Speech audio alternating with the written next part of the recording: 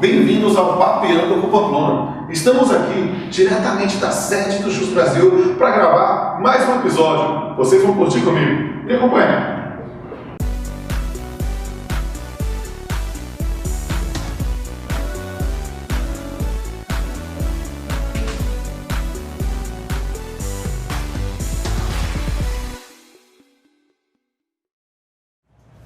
Reestruturação produtiva e terceirização.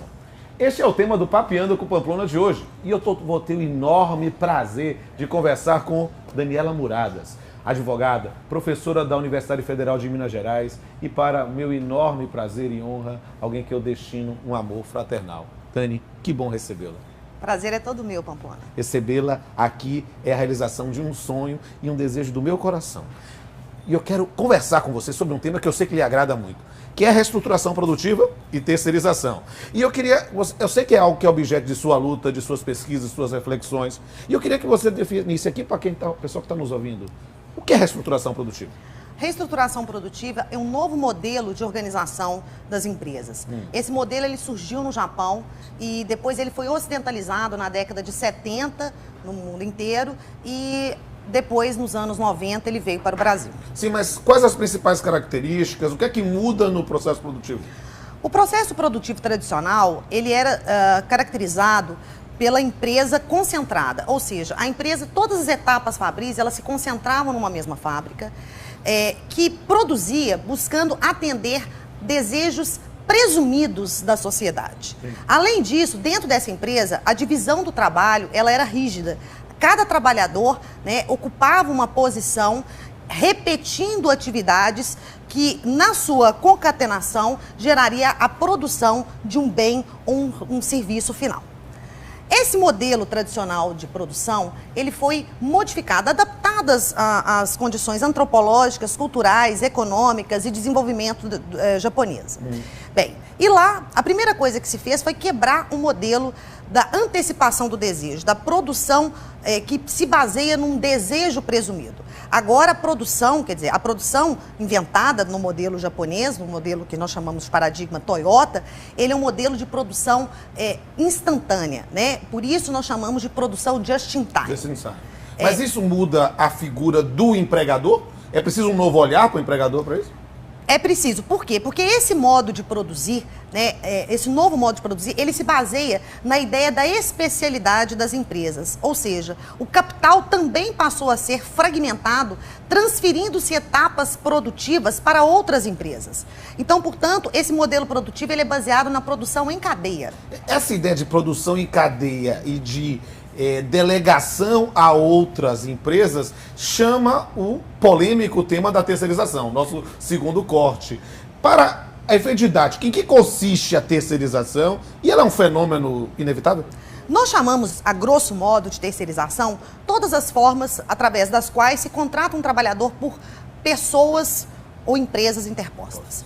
E aí são dois modelos de terceirizar. O primeiro é esse que nós já falamos, que é o modelo da chamada outsourcing, ou seja, as empresas que transferem etapas fabris ou etapas de serviços necessários à confecção dos seus produtos, dos seus bens e serviços a terceiros. Essa é chamada terceirização externa, no linguajar de Márcio Túlio Viana. Além disso, existe também um outro método de terceirizar, que é a contratação de trabalhadores por empresa interposta. Ou seja, eu subcontrato trabalhadores intermediando esta relação através de uma empresa de terceirização, uma empresa prestadora de serviço. Então, portanto, forma-se um modelo triangular pelo qual se insere o trabalhador dentro da empresa sem necessariamente existir um vínculo jurídico. Terceiriza-se fora da empresa, terceiriza-se dentro da empresa. Sim. E mas quais os parâmetros e qual a sua visão sobre a licitude, sobre a terceirização? Bom, a terceirização, em se tratando de terceirização externa, ou seja, em se tratando da chamada outsourcing, ela diz respeito a um novo modo de produzir que vai exigir um novo olhar sobre o empregador. No Uruguai, eles já estão chamando esse empregador de empregador complexo. Ou seja, não se trata mais de uma empresa única com vínculos claros, evidentes e uma subordinação diretamente perceptível entre o empregador e o empregado. Lá eles buscam fazer um enquadramento e a caracterização do empregador considerando a cadeia produtiva. Essa mesma posição, recentemente, também foi, de um certo modo, fundamento para a decisão nos Estados Unidos, nas decisões relativas às franquias. Então, portanto, hoje no mundo já está se discutindo um novo empregador, um empregador muito mais complexo, na verdade, cheio de clivagens, multifacetado e que se fragmenta e se esparrama inclusive, numa cadeia global. Ideologicamente, no seu coração, o que é que você acha desse fenômeno? Esse fenômeno ele depende de uma trava jurídica, né? No caso da chamada outsourcing, da chamada produção em cadeia, o que nós precisamos usar são os instrumentos jurídicos disponíveis para a caracterização do grupo econômico e a percepção de que existe ali um vínculo de emprego único, né? Com um único empregador, o chamado empregador único, né? A ficção jurídica que nós já construímos no direito. Agora, com relação à terceirização interna, esta é mais complicada. Esta é uma forma da mais desumana de exploração do trabalho humano. Aliás, proibida pelos tratados internacionais de direitos humanos, porque, afinal de contas, o trabalho humano não pode ser considerado mercadoria. E quando eu tenho a simples intermediação da contratação, o objeto desta empresa é a exploração da força de trabalho humano. Esse tema é fascinante e eu acho que esse papo não pode ficar só com nós dois. Eu vou verificar se tem alguém que perguntar. Você quer perguntar alguma coisa? Sim. Professora, meu nome é Natália Oliveira e eu queria saber quais os efeitos da terceirização para os trabalhadores. Natália, a terceirização, ela cria uma série de fatores prejudiciais para os trabalhadores. As pesquisas mostram que, em primeiro lugar, a terceirização, ela favorece a redução geral dos salários. Isso aí vai variar, na verdade, dos marcos históricos de análise. Por quê? Porque em situações de crise, a tendência de um rebaixamento geral de salários. Mas, se compararmos os salários praticados para os trabalhadores vinculados diretamente e para os trabalhadores terceirizados, em média, há uma redução de salário em torno de 30% da massa salarial. Além disso, né, a terceirização ela favorece a extensão de jornadas de trabalho, a redução de períodos de descanso e, além disso, ela favorece a rotatividade no mercado de trabalho, contrariando o princípio da continuidade da relação de emprego. Ou seja, a tendência é que nós tenhamos dessa figura vínculos mais precários. Olá, eu sou Juliana Maia e, doutora, eu gostaria de saber os benefícios e os danos para o empregador. Juliana, a terceirização comprovadamente é um fator de aumento da produtividade. O problema é que nós temos que estudar até que ponto essa produtividade tem que ser priorizada em detrimento da pessoa humana. Além disso, a terceirização ela tem sido um mecanismo utilizado pelos empresários para ocultar responsabilidade trabalhista. A produção feita em cadeia tem sido um instrumento, por exemplo, né, de ocultação das piores formas de exploração do trabalho humano, especialmente o trabalho escravo, nas chamadas fórmulas de escravidão contemporânea, e também o chamado trabalho degradante. Então, portanto, né, a figura da terceirização, ela é um exponencial método de produtividade, mas baseado, na verdade, em parâmetros que nem sempre estão compatíveis com as exigências da excelência da pessoa humana. E é preciso, talvez, entender que talvez há uma perda de identidade do empregado em relação ao empregador. A ideia de vestir a camisa é algo que é um discurso empresarial interessante, mas que se dilui na terceirização. Olá, meu nome é Graziela Oliveira e eu gostaria de saber como a terceirização afeta os sindicatos e em que medida. Graziele, a terceirização tem sido um instrumento de, vamos dizer, mitigação dos seres coletivos. Em primeiro lugar, por quê? Porque a terceirização, ela organiza os trabalhadores, ela estabelece um método de organização dos trabalhadores a partir dos empregadores prestadores de serviço. Então, portanto, é uma forma de criar novos sindicatos, esvaziando categorias tradicionais. Além disso, né, como também é muito comum a terceirização através da criação de pessoas jurídicas, ou seja, através da fraude trabalhista, isso acaba impedindo também que trabalhadores verdadeiros, né, tenham acesso a um sindicato. A Organização Internacional do Trabalho, em 2008, Rodolfo, expressou a sua preocupação quanto ao exercício dos direitos sindicais em razão dos fenômenos integrantes da chamada reestruturação produtiva e, em particular, da figura da terceirização. Em síntese, a terceirização ela mitiga força de sindicatos. Olá, me chamo Lise Barberino e gostaria de saber se a terceirização interfere em outras políticas públicas. Lise, a terceirização afeta uma série de políticas públicas de promoção da pessoa humana. Em primeiro lugar, ela perturba, né, as chamadas políticas de inclusão social, que são baseadas no número de empregados das empresas. Então, por exemplo, a política de cotas, por exemplo, de contratação de pessoas com deficiência, as medidas ou as políticas de inserção de trabalhadores adolescentes, tudo isso pode ser, na verdade, mitigado a partir da figura da terceirização. Além disso, ela contraria uma política pública prioritária para o Brasil, que é da redução dos índices acidentários do trabalho.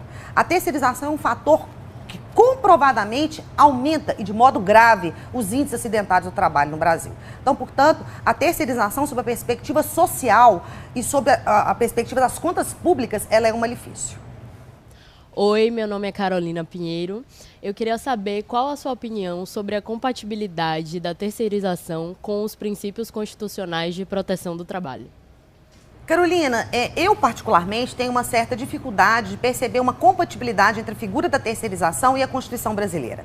Não só, né, por todos esses malefícios que são repudiados pela Constituição, mas também pelo fato de a terceirização impactar aquilo que, enfim, é o mais caro para a sociedade brasileira, que é a construção de identidade e pertença social.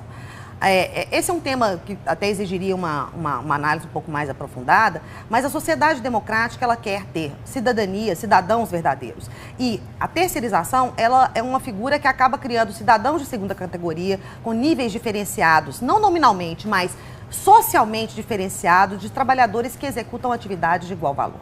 Então, portanto, ela quebra o primado da igualdade jurídica, ela estabelece, na verdade, um aprofundamento das práticas discriminatórias que são confitentes na nossa Constituição brasileira, especialmente o racismo, o sexismo, né? A terceirização é misógina, porque, afinal de contas, boa parte dos trabalhos terceirizados e que estão dentro das piores formas de exploração do trabalho terceirizados são femininos.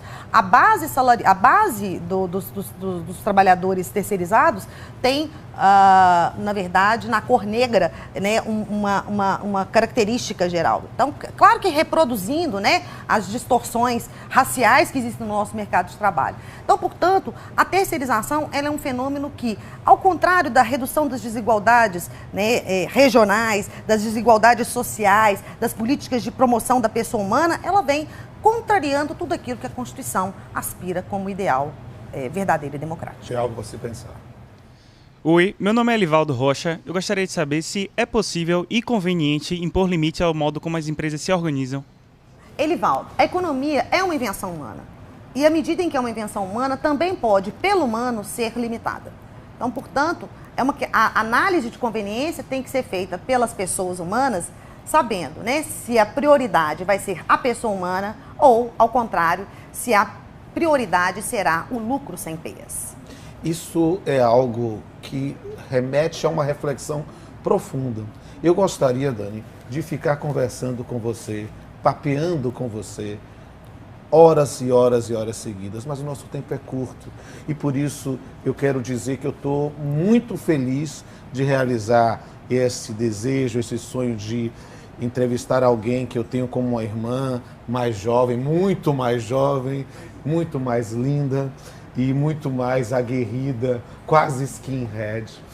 E Dani, me permita o prazer de brindar com você a nossa amizade e uma luta por um jeito de trabalho mais humano.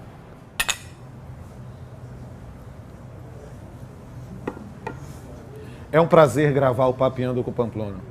E é um prazer multiplicado gravar aqui no Jus Brasil, que nos recebe com muito carinho, como sempre.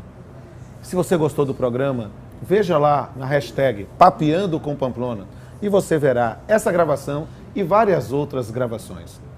E se você quiser, ainda vai ter a oportunidade de mais uma vez encerrar o programa com direito e poesia. Vai aparecer aqui na tela um link e você vai clicar e vai ver um pouquinho da nossa reflexão poética sobre reestruturação produtiva.